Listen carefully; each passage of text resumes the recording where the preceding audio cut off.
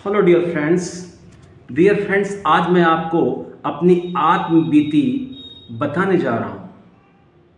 देखिए, जब गार्जियन समझदार नहीं होते हैं तो क्या होता है।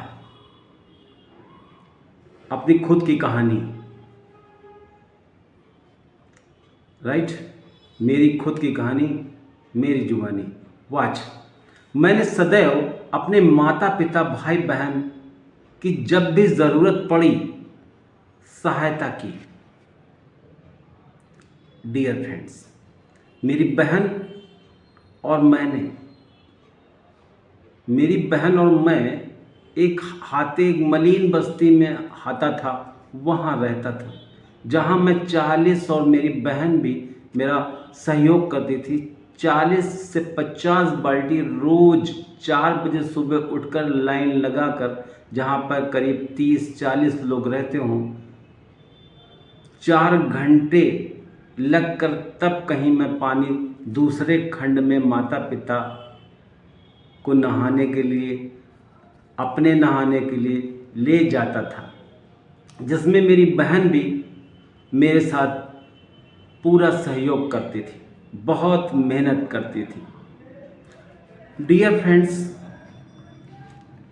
एक हाथे में एक नल होने के कारण 4 बजे हमें लाइन लगाना पड़ता था, जिसके कारण हमारी पढ़ाई भी नष्ट होती थी। ये आलम था। डियर फ्रेंड्स, मेरे पिताजी ने मेरी शादी की और शादी के 2 वर्ष बाद मनमुटाव के कारण, पहले तो कहते थे मेरी वाइफ को लक्ष्मी है, इसके बाद वो वाइफ उन्हें नहीं समझ में आई और गाली गलौज करने लगे। घर में रोज़ हंगामा होने लगा और एक दिन मेरे पिताजी ने मेरे सारे जो बर्तन थे, सामान था शादी का, वो फेंक दिया और घर से निकाल दिया। मेरी कंडीशन बहुत ख़राब थी। मेरे पास केवल एक स्टोव था, एक सिंगल बेड था तथा एक अलमारी थी। दोस्तों, मैं घर से निकला, एक किराए की जगह खरीदी, जहाँ पर कोचिंग पढ़ाकर मैं अपना जीवन निर्वाह करता था। बहुत एक लेबर की तरह मुझे काम करना पड़ता था। रात में अपने चेलों के साथ में जाकर, अपने सालों के साथ में जाकर पोस्टर लगाता था और दिन में पढ़ाया करता था। ये सब भी मेरे पिताजी को अच्छा नहीं लगा। मेरे पिताजी एक दिन कोचिंग गए और हमें कोचिंग से निकालने की कोशिश की, पर मैंने कोचिंग नहीं छोड़ी और मैं पढ़ाता रहा। अब मैं अच्छे ढंग से रहता था, मेहनत करता था, 2 पैसे बचाता था और बचाकर मैंने किसी तरह से अपनी ज़िंदगी को एक नए मुकाम तक खड़ा किया। इसी बीच जब भी ज़रूरत पड़ती थी, मेरे माता पिता भाई बहन जिसको भी ज़रूरत पड़ती थी, मैं जाता था और सदैव मैंने उनकी सहायता की। हर दुख की घड़ी में उनकी सहायता की। डियर फ्रेंड्स, आज मैं आपको सारा कुछ बताता हूँ। मेरा छोटा भाई जब बहुत छोटा था तब उसको डायरिया हो गया था। मेरे पिताजी ने उसको नर्सिंग होम में भर्ती कराया, जहाँ वो ठीक नहीं हो रहा था। 2-3 दिन हो गए, उसको कोई फ़ायदा नहीं था। फिर मेरा एक चेला जो चंडिका देवी में पूजा करता था माता जी की, उसने मुझसे कहा, वो मेरा स्टूडेंट था, उसने मुझसे कहा, सर आप मुझे ले चलिए, मैं उसे ठीक कर दूँगा। वो गया और उसने फूंक डाला। वास्तव में मेरा छोटा भाई सोनू ठीक हो गया। ये मेरा पहला काम था। नेक्स्ट क्या होता है, दूसरी बार मेरा छोटा भाई उसको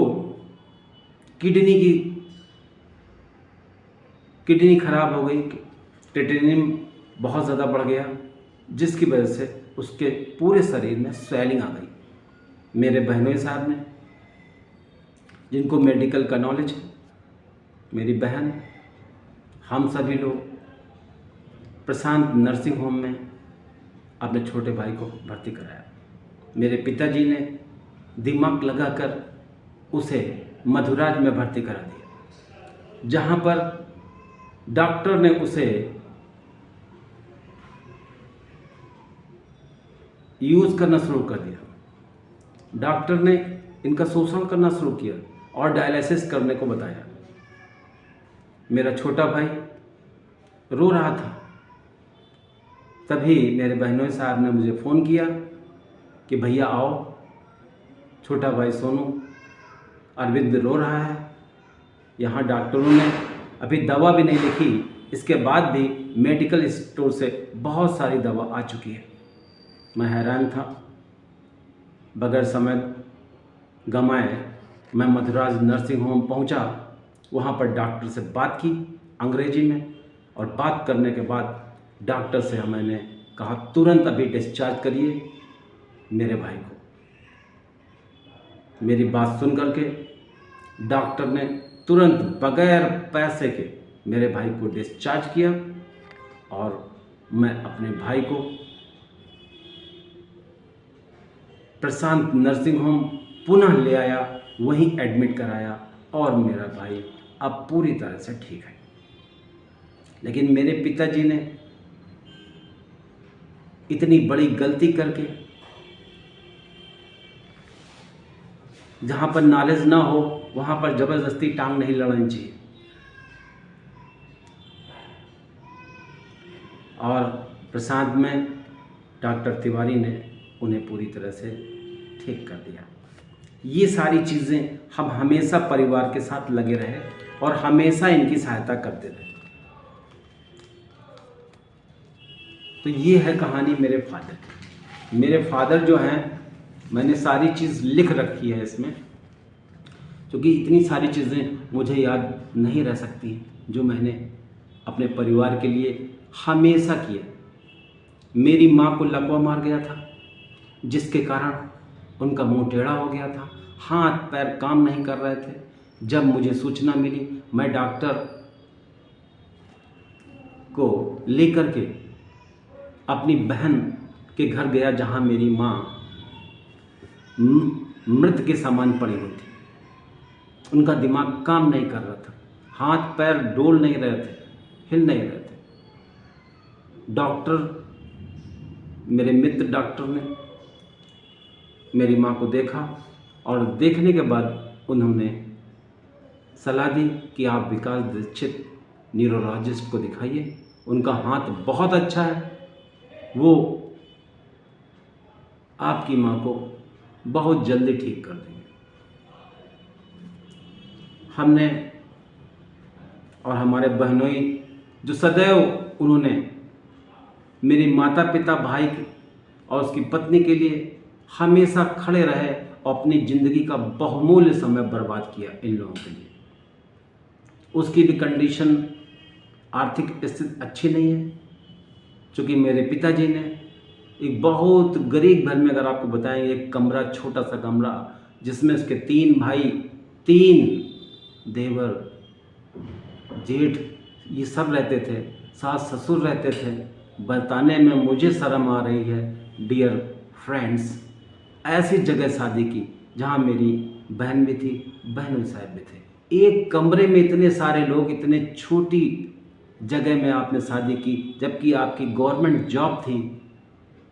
मुझे ये सब अच्छा नहीं लगा। मेरी पत्नी ने और मेरे मौसा ने भी इसका विरोध किया कि यहाँ शादी मत करिए, पर मेरे पिताजी ने किसी की बात नहीं मानी और उसकी शादी कर दी, जिसके कारण आज भी मेरी बहन आर्थिक स्थिति से परेशान है। पर मेरे पिताजी पर कोई फर्क नहीं पड़ता। ये बिल्कुल सच बात है दोस्तों। मैं तो कहीं जा ही नहीं पाता हूँ, अपनी बात बता ही नहीं पाता हूँ। लेकिन सदैव मैंने इनकी सहायता की।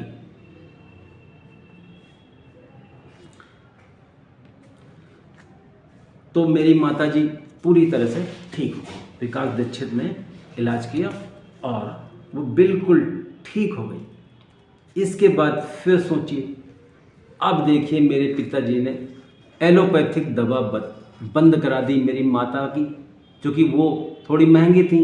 होम्योपैथिक की दवा चलाई मेरी माँ की, जिसकी वजह से 15 दिन के अंदर फिर मेरे माता पिता की जीभ निकल आई और शरीर और न्यूरोलॉजिकल प्रॉब्लम होने लगी। ये हैं मेरे पिताजी। फिर जब मेरी बहन ने मुझे फ़ोन किया तो मैं फिर अपने घर डिप्टी पड़ाव गया, जहाँ मेरी माताजी बहुत ही दयनीय कंडीशन में थी। मैंने अपनी कार से उन्हें कानपुर नर्सिंग होम डॉक्टर विकास दीक्षित को दिखाया, जहां उन्होंने दवा लिखी और दवा मेरी माँ ने खाना शुरू किया और आज पूरी तरह से फिट एंड फाइन है। देखिए, मेरे पिताजी गलत काम कर रहे हैं। मेरे प्यारे दोस्तों, मेरे प्यारे रिश्तेदारों, समझने की कोशिश करिए। भाई, हम बटरिंग नहीं कर पाते हैं, लेकिन सच बात जरूर बोलते हैं। पिता परमेश्वर को हमेशा ध्यान में रखकर सच बात बोलते हैं। थोड़ी सी कड़वी लगती हो सकती, थोड़ी सी कड़वी लगे मेरे माता पिता को भी, लेकिन बात हम सही करते हैं। प्यारे मित्रों, ये है हमारे घर का हाल। मेरे पिताजी ने होम्योपैथिक दवा चलाई और मेरी माँ फिर मरने सन्न स्थिति में आ गई। क्या किसी बाप को ऐसा करना चाहिए? जो डॉक्टर चला रहा है उसकी दवा को ही देना चाहिए। अपनी दवा होम्योपैथिक क्यों चला रहे हैं आप? एलोपैथिक जब डॉक्टर ने माँ को ठीक कर दिया, वो पूरी तरह ठीक है, तो आपने एलोपैथिक की जगह होम्योपैथी चालू कर दी और एलोपैथिक बंद कर दी। ये कहाँ से उचित है प्यारे दोस्तों? खैर, मैंने उन्हें दिखाया, पिता परमेश्वर की कृपा से वो बिल्कुल अब ठीक हैं, कोई उन्हें दिक्कत नहीं। नेक्स्ट मैं बताता हूँ पिताजी की कहानी। बहुत ढंग से देखिए पिताजी की कहानी मेरी। ओके, आवास विकास 3 में LIG 1374 कॉलोनी है, जहाँ मेरे पिता ने एक औरत जो दुबे थी उसको वहाँ रख दिया था, जो ठीक नहीं थी। वहाँ के मोहल्ले वालों ने फ़ोन किया पिताजी को और कहा कि इसे खाली करा दो, ये औरत अच्छी नहीं है। मेरे पिताजी ने जब मुझे यह सूचना दी कि वो औरत ठीक नहीं है और मोहल्ले वाले ऐसा कह रहे हैं, तो मैंने कांटेक्ट किया वहाँ की चौकी से, पुलिस विभाग से। तो बातचीत के दौरान मुझे पुलिस से बात हुई। पुलिस ने एक मेरी सहायता की जो उचित थी। एक एप्लीकेशन में उसने उस औरत से लिखाया कि आप एक किराएदार हैं, आपको तो खाली करना ही पड़ेगा। मकान मालिक ये हैं, तो आप इस एप्लीकेशन में लिख दीजिए कि आप 1 महीने में इसको खाली कर दीजिए। पुलिस ने डेट डाली। उसके बाद 1 महीने बाद पुलिस ने अपना सही काम किया। वो खाली ही नहीं कर रही थी, उसने सभासद और पता नहीं क्या कहा, कितने सारे नेताओं को बुला रखा था। लेकिन पुलिस प्रशासन ने हमारी पूरी मदद की, उनका पूरा सामान फेंका और फेंकने के बाद हमारा ताला लगाया और हमसे कहा कि बाबूजी से अपने कह दो कि वो अब किसी किराएदार को न रखें, क्योंकि उनमें इतनी टैलेंट नहीं है, इतनी कैपेसिटी नहीं है, इनकी मानसिक सोच नहीं है कि किसी किराएदार को रखने के बाद ये खाली करा सकें। खैर, वो कॉलोनी खाली हुई। आपको बताता हूँ दूसरी बात, ईदगाह में जहाँ मेरी जगह थी, जहाँ मैं कोचिंग करता था। प्यारे दोस्तों, प्यारे रिश्तेदारों, आज मैं बताता हूँ, मैं बड़ा दुखी हूँ, इसलिए बता रहा हूँ। तो मेरे पिताजी ने वहाँ पर एक साकर वाले को, वसीम साकर वाले को किराएदारी पे रख दिया था, जो खाली नहीं कर रहा था। जबकि वहाँ के सारे जितने मुस्लिम भाई थे हमारे, उन्होंने सब ने मेरी सहायता की, सब ने दुकान खाली करवाने में मेरा सहयोग किया और दुकान खाली हो गई। देखिए, एक दूसरा काम इनका हमने किया, जो इन्होंने एक पाल रखा था किराएदार, जो इनका पैसा किराया भी नहीं दे रहा था और वहाँ पर अपनी दुकान चला रहा था। एक ये काम इनका हमने खाली कराया, दुकान खाली कराया। देखिए, इतनी सारी सहायता करने के बाद इनका व्यवहार हमारे साथ कैसा है।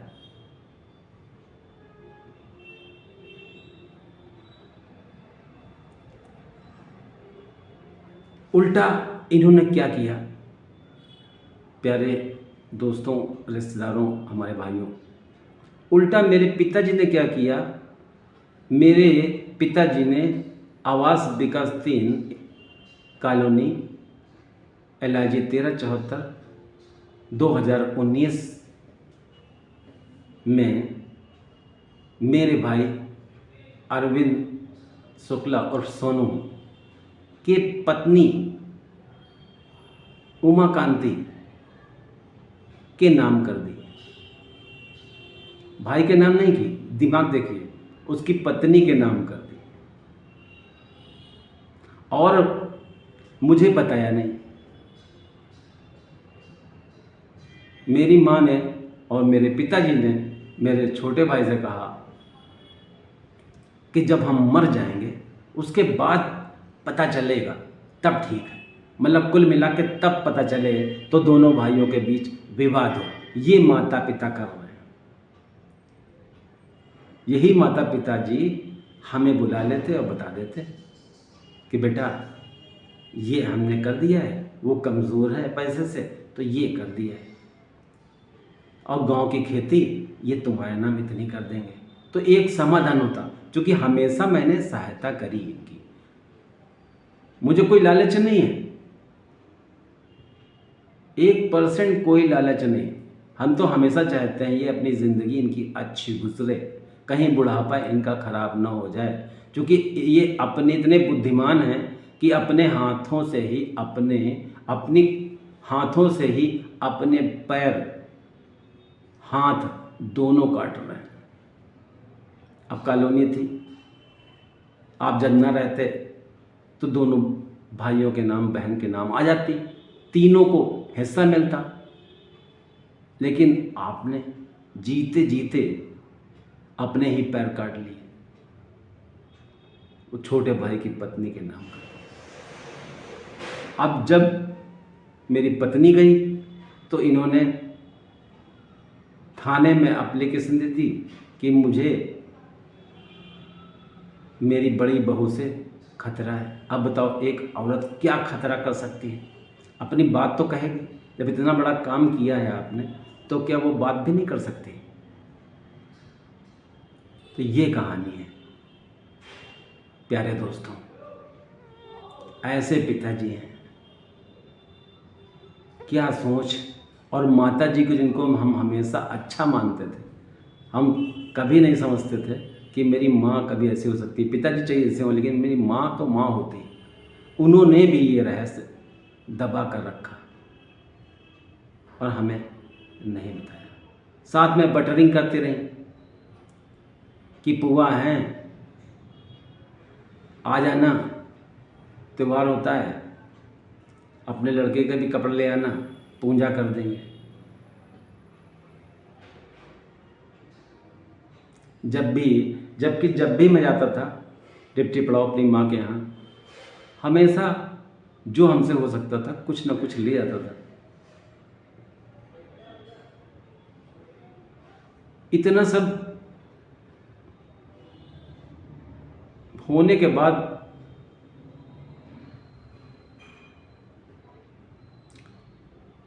अब मुझे कुछ नहीं कहना है। अब तो मैं चाहता हूँ अपनी माता पिता जैसे चाहें वैसे रहें। मेरा उनसे कोई लेना देना नहीं, ना मेरा कोई इंटरफेरेंस है उनकी लाइफ से। अपनी जिएं और खुश रहें। क्योंकि कोई आदमी कोई भी डिसीज़न लेता है, कोई भी निर्णय लेता है तो अपने अच्छाई के लिए ही लेता है। तो पिता परमेश्वर उनको उनकी सोच में उनको खुश रखे। So that's all dear friends, best of luck. आप सभी ने मेरा वीडियो, मेरी आत्मीयति, मेरे पिता जी का आचरण मेरे फैमिली के प्रति सुना। आज तक उन्होंने मेरे बच्चों को एक फ्रॉक, कोई चीज़ नहीं थी, कोई चीज़ नहीं दी जबकि वो गवर्नमेंट जॉब में थे। मेरे पिताजी का बाग है 9.5 बीघा आम का, करीब 1 लाख से 1.5 लाख रुपए हर साल उनका आता है। और रिटायर्ड है, पेंशन भी आती है, आवास विकास कॉलोनी है, किराया भी आता है। मेरा पिताजी पूरी तरह से आर्थिक रूप से संपन्न है, कोई दिक्कत नहीं है। मैं चाहता हूँ कोई दिक्कत उनकी ना हो, आराम से रहें। उन्होंने तो बहुत पहले ही हमको छोड़ दिया था। मेरी जो मैंने मकान बनवाया था, वो मकान बनवाया लेकिन वहाँ गए नहीं। एक दिन गए तो गाली दे रहे हैं। अब तुम गाली दोगे पूरे मोहल्ले में, जहाँ मेरी बहुत इज्जत है, तो हम क्या करेंगे तुमको? हम तुमको पुचकारेंगे, फिर हम तुमसे कुछ कहेंगे नहीं। तो हमने अगर कुछ बोल दिया तो हमने गाली दे दिया। अगर हमने ये कहा कि भाई गाली क्यों दे रहे हो, यहाँ पे हमारी इज्जत है, हमने भी फिर बोला तो उनको बुरा लग गया। तब से वहाँ नहीं गए 10 साल। हमने जो दूसरा वो मकान बेचा, क्योंकि मेरी आर्थिक स्थिति अच्छी नहीं थी। मकान बेचकर मैंने बड़ी लड़की की शादी की, फिर दूसरी लड़की की शादी की और एक मकान भी बनवाया, उसी में सारा कुछ अपना निपटाया किसी तरह से। और मेरे पिताजी ने 2 कौड़ी 2 पैसे भी नहीं दिए। ये है कहानी। बाबा ने सब कुछ दिया था। तो ये मेरी एक दुख भरी कहानी थी। I am an English teacher, R K. Shukla sir. तो सभी से बहुत प्यार करता हूँ, सभी में पिता परमेश्वर देखता हूँ। पर मेरे साथ सब ये हुआ, पर मैं तो भगवान का शुक्रिया अदा करता हूँ। जो कुछ हुआ अच्छे के लिए होता है, मेरे लिए अच्छे के लिए किया होगा। नहीं हो सकता है इनके कांटेक्ट में आने के बाद और क्या बुरा हो सकता है। खैर ऐसी शब्दों के साथ मैं पूर्ण विराम देता हूँ।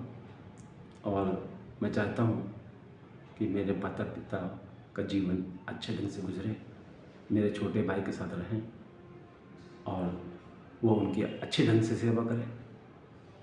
बस मेरा यही कहना है। That's all friends.